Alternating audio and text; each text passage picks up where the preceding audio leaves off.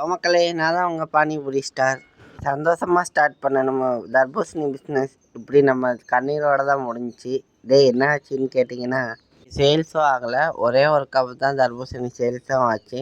அப்புறம் சரி சாப்பிடல, மயக்கம் மாதிரி வருதுன்னு சொல்லிட்டு எடுத்து வைக்கலன்னு ஸ்டூலை எடுத்து வைக்கிறப்ப பெட்ரோல் இந்த ஃபியூல் இன்ஜெக்டர் உடஞ்சி பெட்ரோல் எல்லாம் கீழே ஊற்றிடுச்சு.